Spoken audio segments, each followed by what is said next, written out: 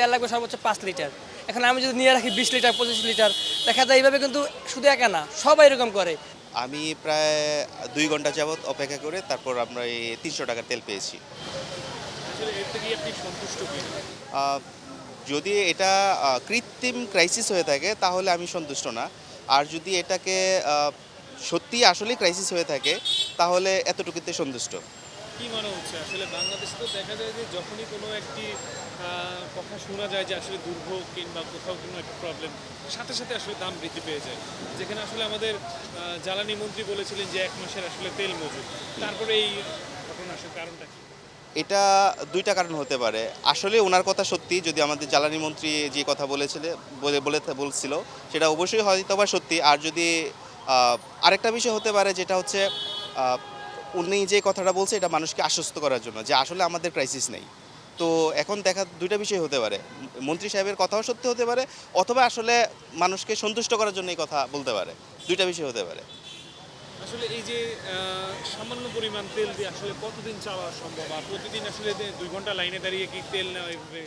এটা আমরা যারা প্রতিদিন অফিস করি এবং অফিসের কাজে কোনো সময় একটু বাহিরেও যেতে হয়, আমার ব্যক্তিগতভাবে যে আমি যেই অফিস করি, অনেক সময় ঢাকার বাইরে যেতে হয় অফিসিয়াল কাজে। তো সেই সুবাদে আমার আসলে ৩০০ টাকার তেলে আমার আজকে যেটা পেলাম সেটা আমার পর্যাপ্ত না।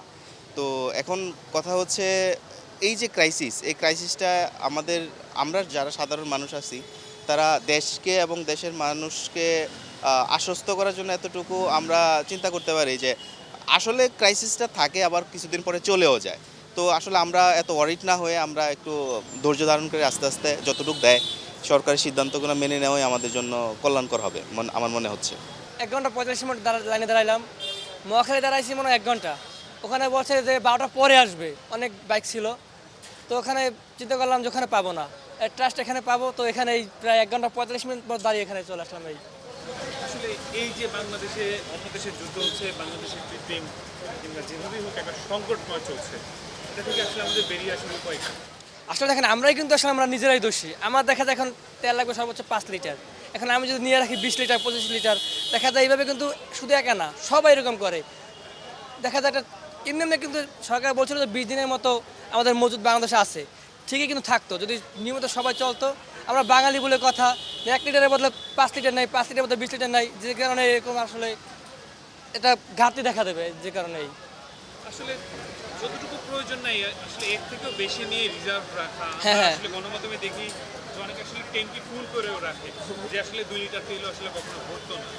এই যে আসলে আমাদের মেন্টালিটি, এটা আসলে কবে নাগাদ পরিবর্তন হওয়া সম্ভব? এটা আসলে মনে হয় না যে বাঙালি কখনো পরিবর্তন হবে, কারণ আমরা বাঙালি জাতটাই আসলে খারাপ। একটা কিছু মনে হয় আসলে মানুষের ভিতরে বিভ্রান্তি সৃষ্টি করে। প্রয়োজন 2 লিটার বলে না, 2 লিটার নিয়ে রাখি ট্যাঙ্কি ফুল করে আবার বাড়ি করে আবার ট্যাঙ্কি ফুল করে সিরিয়াল দাঁড়াই। এটা সময় মনে হয় না কখনোই ঠিক হবে।